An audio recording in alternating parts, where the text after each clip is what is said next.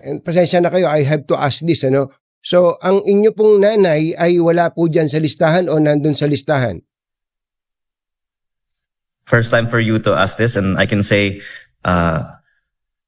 nandyan. Tinanong ko siya at sinabi niya, hindi naman niya alam yung mga nakalista dyan.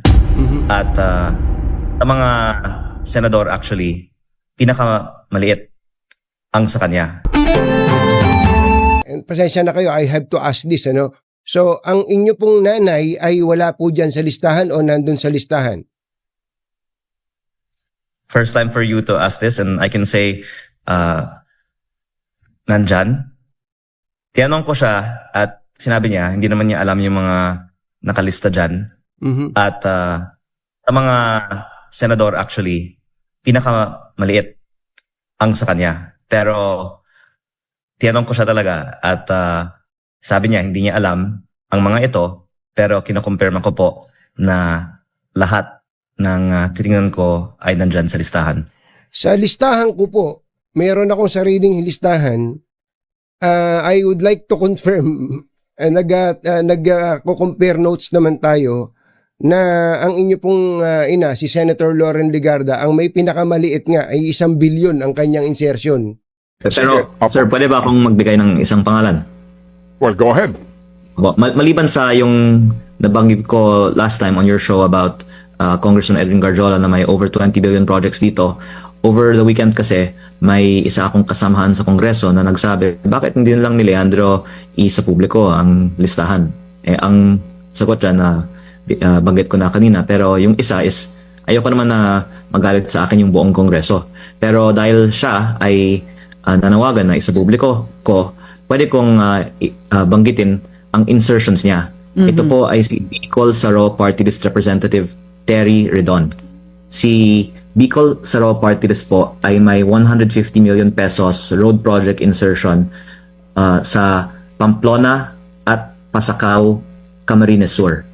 Ito pong dalawang line items, 75 million pesos each, were awarded to the same company, Bicol Gold Rock, at a winning price of 73.5 million pesos, which is 2% below the approved budget.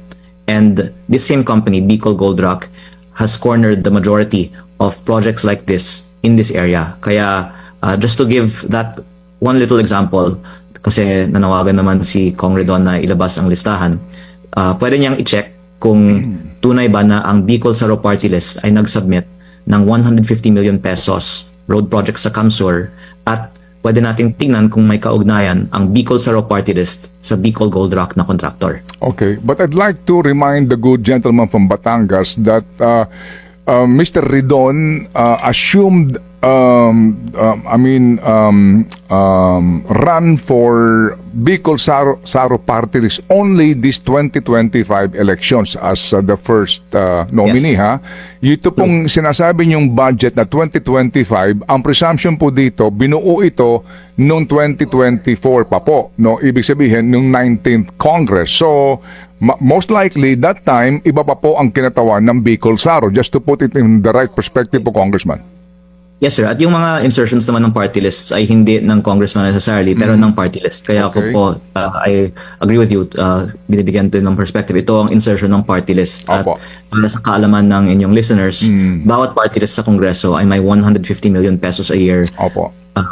alokasyon sa DPWH budget. At Okay. sinasabi ko lang na ayon sa records, dito sa road projects ng Camsur, ang 2025 insertion ng Bicol Saro Party List na parehong na-award sa isang contractor.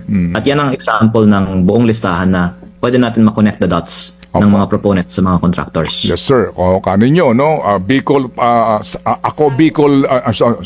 Bicol Saro. Bicol Saro Party List, ang siyang nag-insert nung budget at ang nakakuha umano ng proyekto ay isang construction company na sabi ni Congressman, i-check daw po yung pong koneksyon ng partido, party list na ito sa construction company. That is the connection ho ng mga dots na binabanggit ni Congressman para ho mas klaro po tayo. Okay, Jack.